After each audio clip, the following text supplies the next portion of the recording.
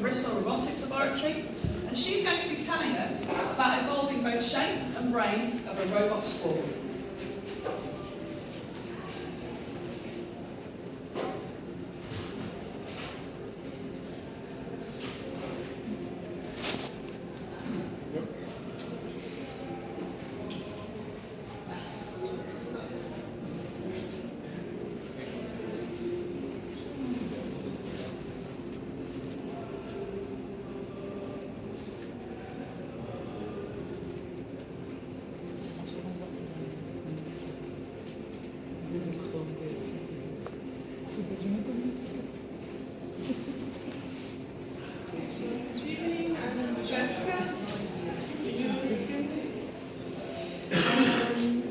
As mentioned, I'm going to talk a little bit about my research on swarm robotics.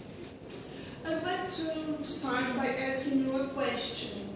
What if you had to send a robot to a place you don't know much about, like a disaster scenario, or even into space? What shape should they have?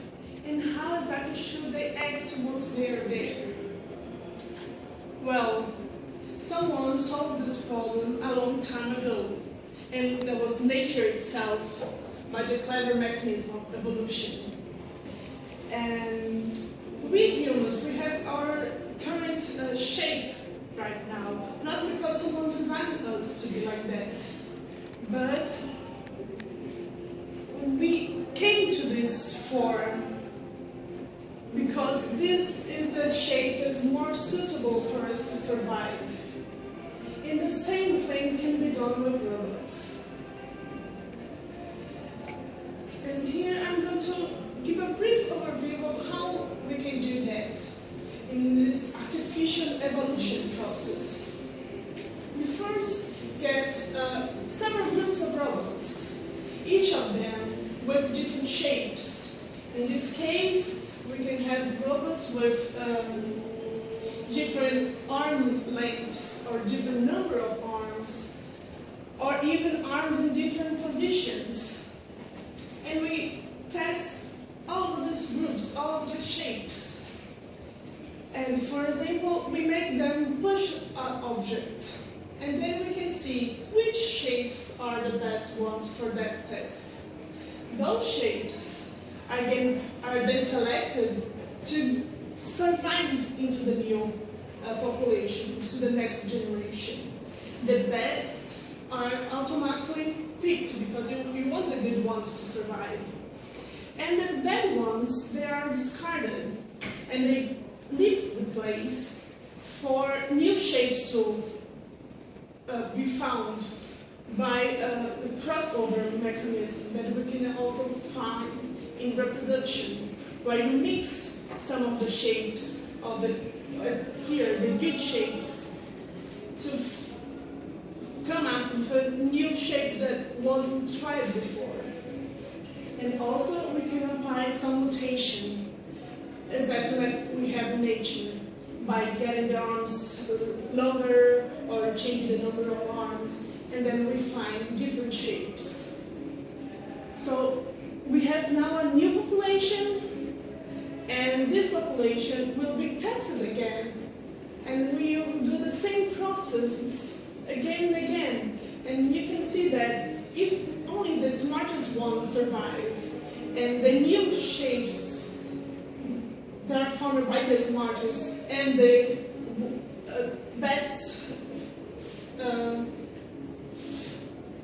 physically shaped robots, the new populations are going to be better and better, and they will be more adapted to the environment. So instead of having one big powerful robot, we can have several small little robots, and they can act together to solve a problem that they wouldn't be able to do by their own. They are too small, but together they are strong, like we have with ants or bees.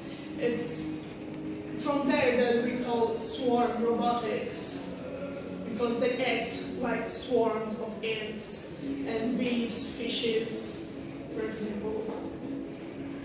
And one of the advantages of this approach is that if one of the robots malfunction, we'll still have the others to make up for it. And obviously in the other case, if one robot breaks, you don't have anything else.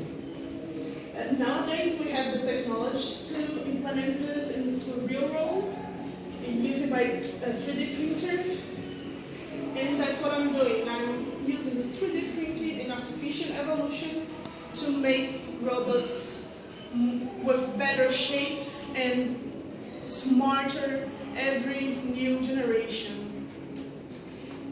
And then they can adapt to any scenario. We don't have to predict what they're going to face. They arrive there and they can evolve. So nowadays we'll still have to manually attach the new forms to them, like Lego pieces. But in the future, you can think something in the line of Transformers, or even the Terminator T-1000. But let me assure you, there will be a good guy, not the evil ones.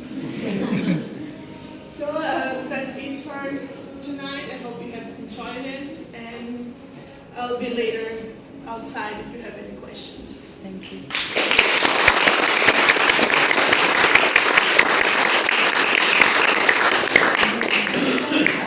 So, from swarms of robots to swarms of ants. Our next talk is going to be by Thomas O'Shea from the School of Biological Sciences. He's going to tell us about the superorganism, a nervous system of ants.